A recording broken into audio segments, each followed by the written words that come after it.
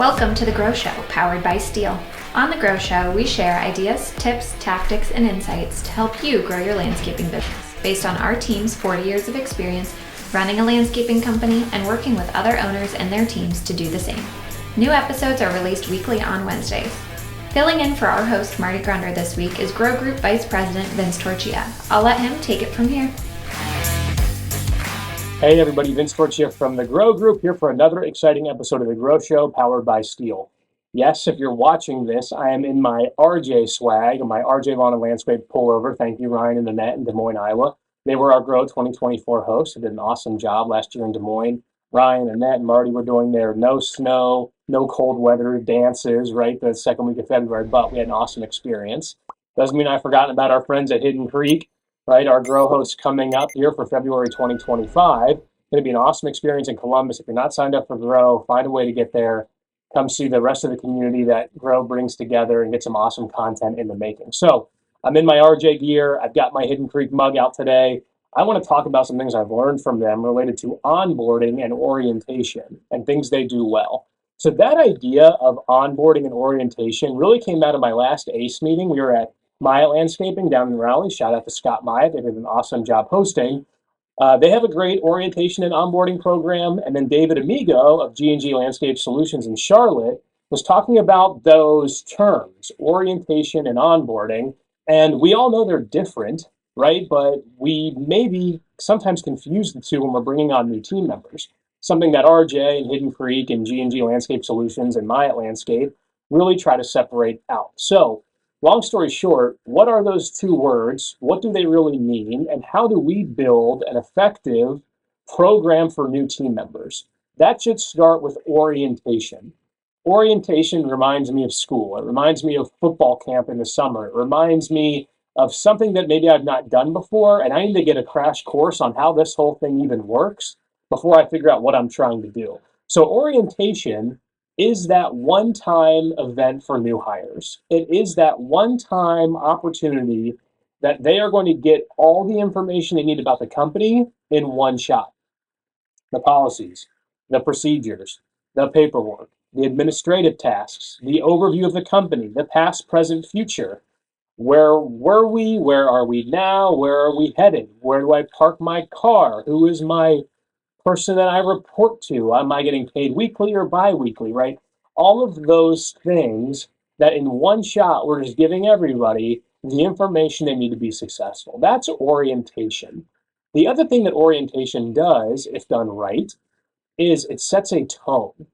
It sets a tone about being on time. It sets a tone about being professional. It sets a tone about the way you're supposed to look, the way that work is supposed to feel around here. That can all be done in one shot. And again, imagine for me if you're, again, I maybe do too many sports analogies, but I'll give you all one more here. Imagine for me, it's 2012, and you just got drafted by the New England Patriots, and you're going to orientation with Bill Belichick. For those of you that are sports fans, you can probably feel exactly what that orientation feels like. Oh my gosh. No smiles, no hugs, no thanks for being here. It is going to be all about do your job, right? And maybe we're glad you're here, and yeah, we could have drafted other people, and this and that is Bill Belichick, right? That is how it feels to be drafted by Bill Belichick. That orientation probably feels a certain way.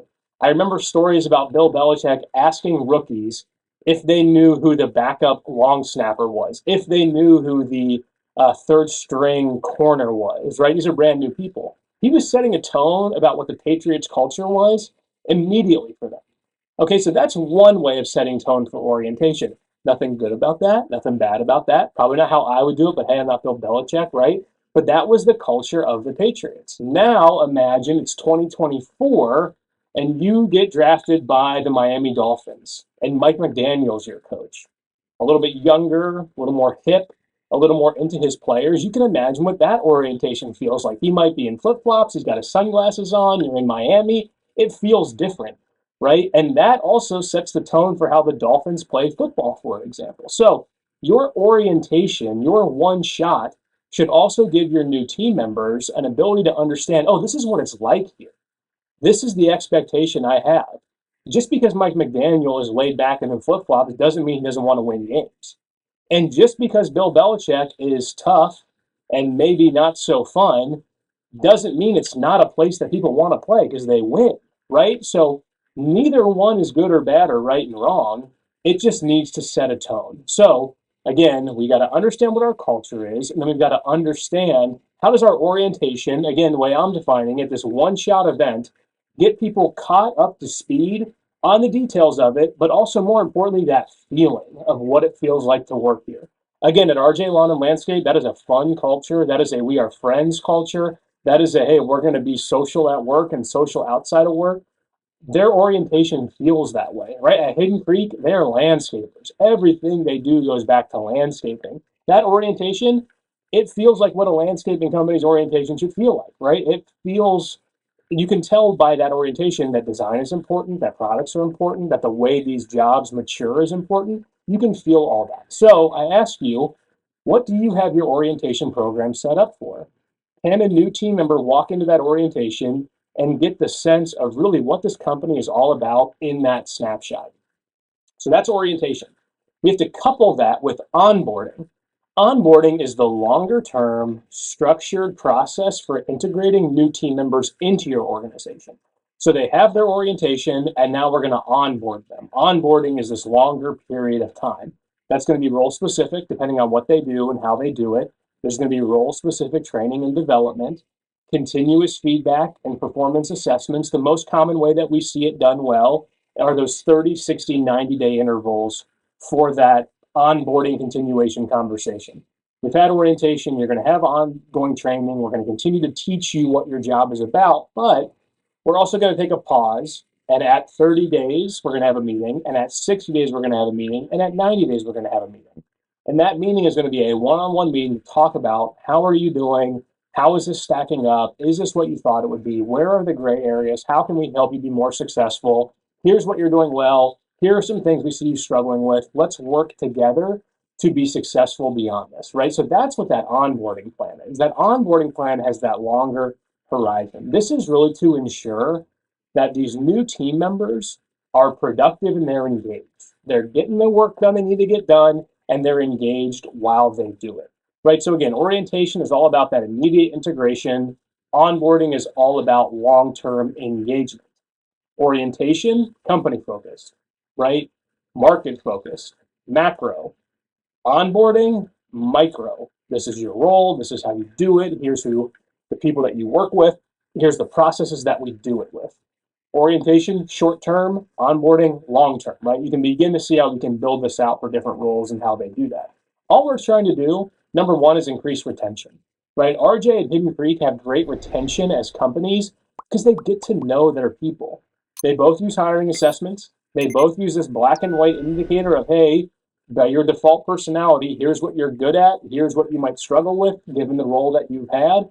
We know that ahead of time, but we care about you and want you to be successful, right? So that is number one. We're trying to engage team members from the beginning to retain them. We're also trying to make sure they're happy in their job. And if they're happy in their job, they're going to be productive, right? So again, that allows all this to happen faster, more efficiently, which ultimately strengthens the company, which ultimately makes the company more successful, which should reinforce that culture, that feeling that we're trying to get during orientation. So as you're looking out for 2025, think about what is your orientation program? How does that marry or match your onboarding program? And where are the gaps between those that might make somebody not have the experience you want them to have, either in orientation or in onboarding? And take some clues from RJ and Hidden Creek. At RJ, right, they've got the assessments that are going to test your strengths and weaknesses. They open you up to other roles based on that. Hey, you may not be a fit for this based on your profile, but man, you might be really good at this. And again, RJ, they're going to say, how can we embed this person in our culture once we have them? Right? Our culture is really important. Our team is really important. Once you're on the team, we want you on the team. And then with Hidden Creek, very similar. How do we embed you into our culture? How do we make you a better person and therefore make Hidden Creek a better person? There's a great story about a hire that Sume is going to talk about at Grow, who manages HR and recruiting for Hidden Creek. but they have this way about them of trying to just improve the lives of even the candidates that come in to interview with them. Whether it's coaching them on the interview or coaching them on the recruiting process at Hidden Creek or coaching them on their resume, they want to build relationships with people at Hidden Creek from the minute they walk in their door. And their orientation and their onboarding process drives to that. So I hope in a small way I've helped you this week in this short episode to think about your orientation, your short-term one-shot program at getting your team, your new team members to think and feel the way that they should based on your culture, and how do we match and marry that to your onboarding program. Your long-term success for them, the 30, 60, 90-day check-ins, the ability for them to continue to be engaged beyond their initial orientation.